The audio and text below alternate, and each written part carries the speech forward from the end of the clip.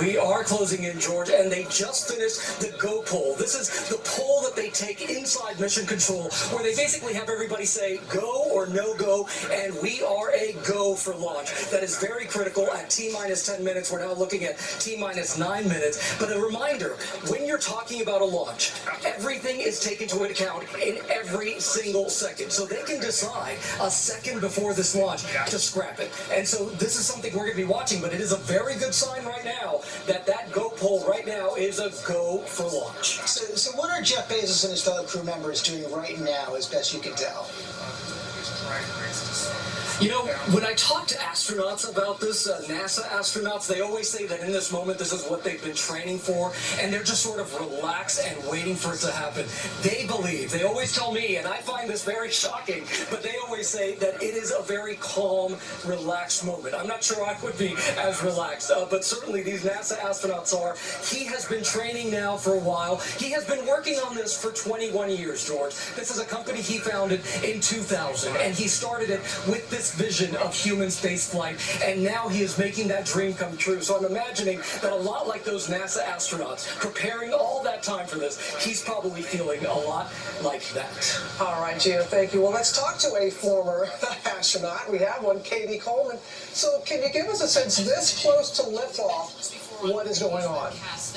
I think you look at the clock. You've got a clock in front of you, and you realize that hopefully nothing's going to stop that clock. And at the same time, it's moving a little bit too fast because you're just not quite ready, even though you feel like you've been ready all your life. And waiting for those engines to light, in this case, the engine to light, it is the most unbelievable feeling when that happens, and it becomes clear in this way that it is just so hard to get people off of this planet. It takes immense force, complicated engineering, and when it really happens, and you're part of it, it's something to be inside that rocket, and at the same time, I think it's harder to watch than it is to be inside the rocket. And tell us, what's the difference between what people saw with Richard Branson not too long ago, his flight into space, and what we're going to see today? The difference between the two flights. Each one of those people has Well, there's the vehicles themselves. Theirs is an airplane, a mothership that is then going to drop a spaceship that's got a rocket motor on it. After it drops, the rocket motor lights, and that's when they begin their climb to space. And one of the differences is that they actually have to climb up, in the mothership, and it's about a 40-minute flight before they get dropped and they start their launch, whereas it's much quicker here. And I think that all of these seconds of laying on your back on the pad, getting to be settled mentally in your seat are actually really valuable to them. I think the Virgin Galactic folks have a little while to think about it without people around them. They're just strapped in their seats on their way about 40 minutes before that plane drops and the rocket motor lights and they're a rocket going to space. You talk about getting settled mentally. Were you afraid at all? Beautiful story about the Bezos brothers that you make up your mind about wanting to be on the top of that launch pad long before you're ever sitting there, and it's something that you do with your family, and you really you trust the people. I trust the people, and I'm sure that they do too. You trust people to have done their best, and there's also this spirit of exploration that makes it all worthwhile. And Katie, as we watch the countdown clock here, T-minus 5 minutes, 45 seconds now, you mentioned how difficult it is to get people to space, just the effort that it takes, that the power that it takes, but sometimes it also takes decades. And I know that so much focus is on Jeff Bezos. Yes, he's the richest man in the world that he's about to leave. He's also the guy with the style, with the hat. It's his rocket, it's his company. But this is Wally Funk's day in a lot of ways. She has waited some 60 years to get to this moment when she was told she was good enough, but she still couldn't go back during the Mercury 13. But this is a woman who's been a pioneer for a long time. She was the first female investigator of the NTSB. She was the first FAA inspector that was a woman. She was the first civilian flight instructor at Fort Sill. And to be sitting, what is this like for you now to think about her finally getting this opportunity some 60 years late, we could argue? And just think about that. Well, I'll put it this way. When Jeff invited her to fly on this flight, I cried.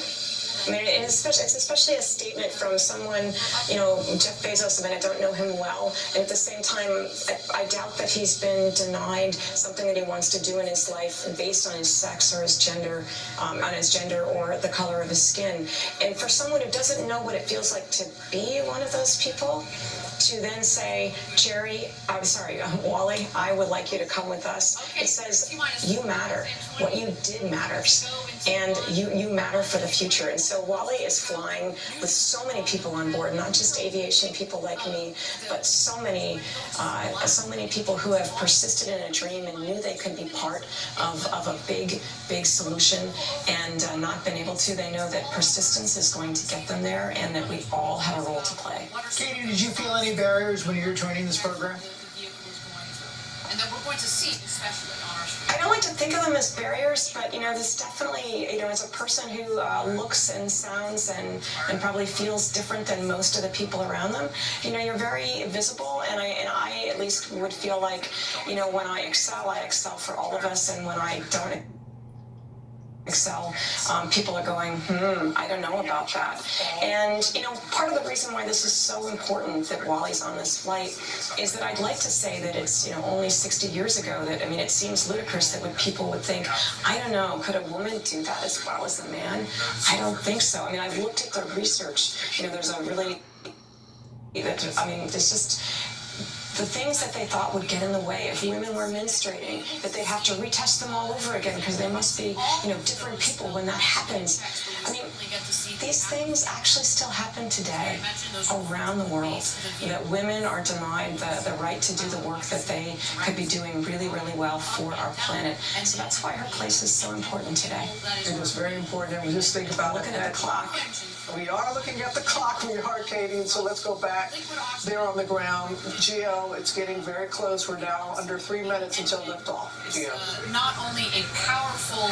Robin, we heard Katie there talk about, feeling that it's harder on your nerves to sort of watch this than it is to be inside that capsule. And every time I'm at a launch and I see the clock going at T-minus 2 minutes like we are right now, that's how you feel. You feel very excited. You feel nervous. Your heart is sort of racing to watch this happen. But it's also an emotional moment because when you're watching this launch, you think about all of the incredible engineers and the incredible people that it took to build something like this, to literally lift human beings off of this planet. It's quite an achievement, quite a human achievement, and there we are. We are seeing these moments right here. Let's stop and listen. Under 2 minutes now, let's listen in on the Blue Origin announcement. We're about to go to space, everybody.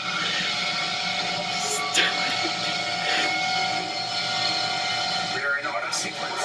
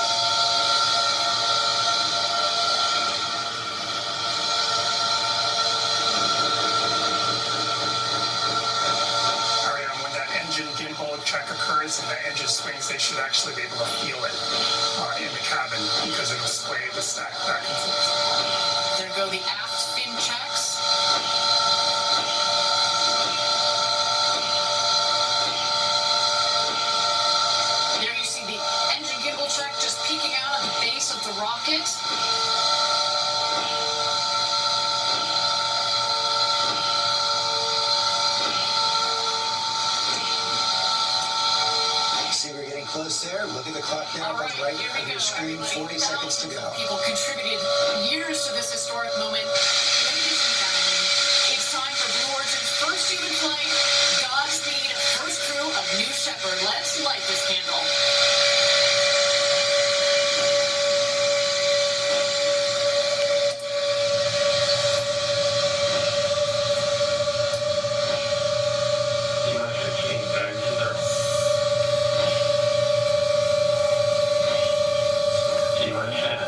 Nine, 8, 7, 6, 5, 4, 3, 2, 1. Blast off. Wally's going to space. Hey, Wally. Go. Go, Wally. Go, Wally. Godspeed, Wally. Godspeed. Go, Wally. Go, Wally.